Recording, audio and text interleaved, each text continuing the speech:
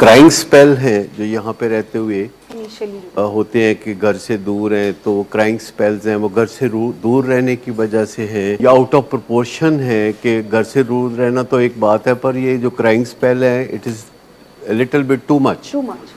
तो इसकी वजह क्या है? अगर घर में हो पेशेंट अपने और घर वालों से दूर हो और कहीं ड्रग्स वगैरह कर रहा हो दोस्तों के साथ, तो क्या उस वक्त कोई क्राइंग स्पेल हो सकते हैं? तो असल कौन याद आ रहा होता है?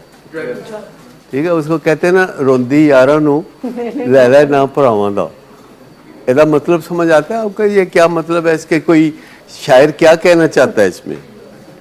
रोंदी यारा नू लैला ना भरावां दा कह नहीं सकते, तो वो रोना जो आ रहा होता है वो रोना सारा ये होता है, ये अंडरस्टैंड करने की ज़रूरत है ताकि जब भी कभी हम घर जाते हैं और घर वाले फिर किसी वजह से हमें नाराज़ करते हैं और हम बहुत ज़्यादा उसका रिएक्शन देते हैं या फिर हम कहते हैं कि अब मेरे तंग किया तो अब मैं नशा करूँगा, तो असल मसला, असल रोना तो माई बेस्ट फ्रेंड का है। माई बेस्ट फ्रेंड, कभी आपने ज़रूर स्कूल के ज़माने में लिखा होगा मज़मून माई बेस्ट फ्रेंड ये, और वो रट्टा लगाया होता है और उसमें फिर अगर इम्तिहान में थोड़ा फ़र्क आ जाए तो इधर उधर की बात करके तो दोबारा माई बेस्ट फ्रेंड पे आ जाते हैं। जैसे इम्तिहान में मज़मून आ गया कि a travel write an article on a travel, तो अब उसने माई बेस्ट फ्रेंड याद किया हुआ था, तो उसने लिखना शुरू किया कि मैं जो जहाज़ में बैठा और जब मैं हवाई जहाज़ में उड़ रहा था तो खिड़की में से मैंने जब नीचे झांक के देखा तो माई बेस्ट फ्रेंड भाग गया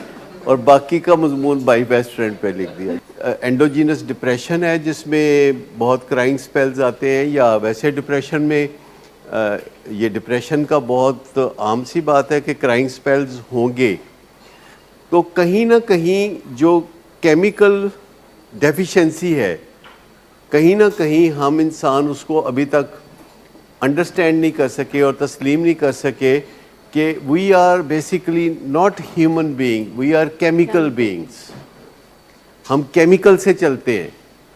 अगर आप बायोकेमिस्ट्री पढ़ें तो अंदाज़ा होगा कि हमारी हर मूवमेंट, हमारी हर सोच के पीछे केमिकल इंटरेक्शंस हैं जो कि इलेक्ट्रिकल कन्वर्जन्स में जाती है और फिर रिवर्स में आती है। तो इस तरह हमारी ज़िंदगी गुजरती है, बायोलॉजिकल लाइफ। कि जैसे कोई शहरी बाबू किसी गांव में आए और किसी खातून को उससे प्यार हो जाए और उसके बाद शहरी बाबू की ट्रांसफ़र हो जाए वापस शहर में, तो वो जो अलर मुटियार है गांव की, तो उसको क्राइंग स्पेल होंगे कि नहीं?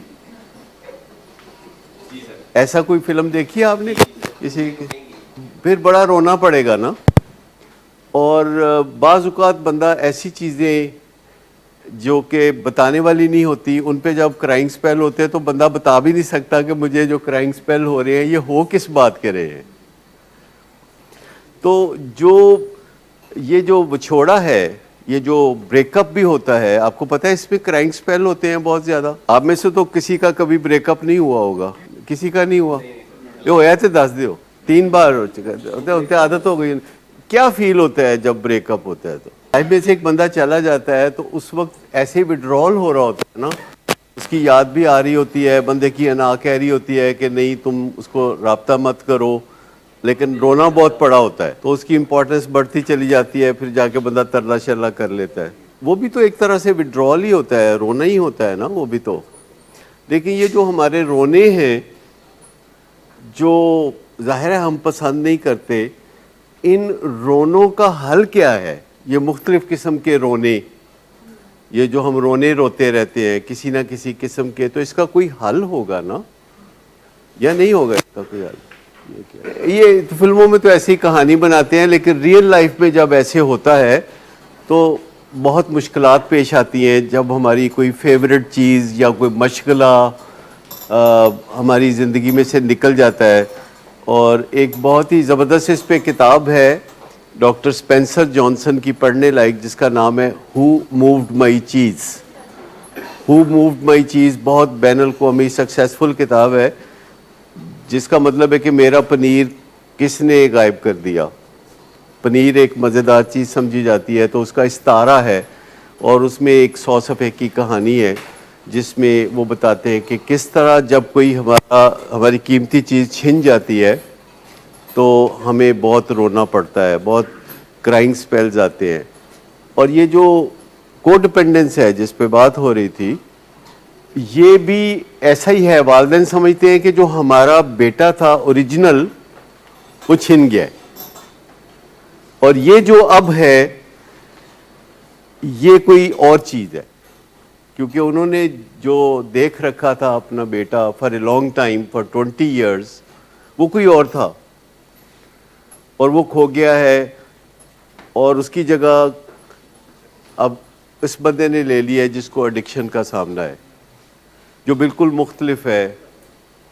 और इस वजह से वालिदैन रोगी हो जाते हैं। ये कभी आपके मुंह से लफ्ज़ निकला कि हम तो रोगी हो गए? किसी फैमिली वाले को ये फीलिंग कभी आई हो कि रोगी हो गए? हाँ, फैमिली वाले इस वजह से कि बेटे का ये मसला है, क्योंकि वो जो असली बेटा था, असली बेटे से ब्रेकअप हो गया है और एक नया रूप उसका सामने आया है, तो उनको बड़ी मुश्किलात पेश आती हैं। रोग क्या होता है? इंतहा दर्जे की दुखी हालत, उसको रोग कहते हैं, या रोगी कहते हैं उस बंदे को जिसको बड़ा ही दुख लग जाए। कोई ऐसा दुख लग जाए कि रातों को नींद खुल जाए तो दोबारा नींद ना आए। कोई ऐसा दुख लग जाए जिस पे हर वक्त आंसू निकलते रहें, तो बंदा रोगी हो जाता है। तो ये जो कोडिपेंडेंस है, ये उसी का अंग्रेज़ी वर्जन है। और बड़ी क़यामत बीत जाती है जब कोई हमारी कीमती चीज़ छिन जाती है, फेवरेट चीज़ छिन जाती है। ख़ास तौर पर जो ड्रग्स हैं, ये तो जब छिन जाती है तो काफ़ी ज़्यादा मुश्किलात पेश आती हैं, भट्ठा ही बैठ जाता है। इसका क्या मतलब समझते हैं आप, भट्ठा बैठ जाना? ये एक ऐसी कैफियत है जिसमें एनर्जी महसूस नहीं होती, एम्प्टीनेस महसूस होती है, और कोई चीज़ अच्छी नहीं लगती। और बहुत सारे सिम्टम्स होते हैं जो मुख्तलिफ नशों में होते हैं। जैसे हेरोइन के सिम्टम्स हैं विड्रॉल के, वो कुछ और होते हैं, आइस के कुछ और होते हैं, अल्कोहल के कुछ और होते हैं, और ये जो बेंजोडाइज़ेपिन्स हैं, वैलियम वगैरह, इसके कुछ और होते हैं।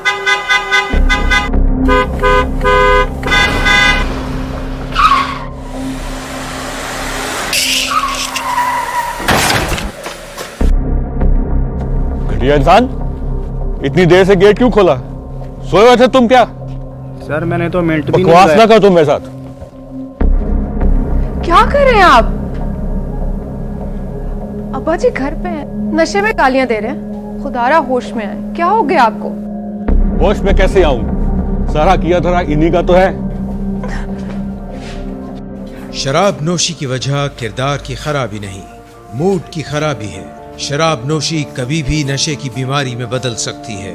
नशे की बीमारी हर स्टेज पर काबिले इलाज है। मदद हासिल कीजिए, क्योंकि वो ऐसा नहीं करेगा। विलिंग वेज से मदद हासिल कीजिए, कहीं से भी मदद हासिल कीजिए, लेकिन फौरी मदद हासिल कीजिए। जिस मुआवजे के इंतजार में आपने बहुत देर कर दी, अब वो दस्तक दे रहा है। मदद हासिल कीजिए, मदद हासिल कीजिए, मदद हासिल कीजिए।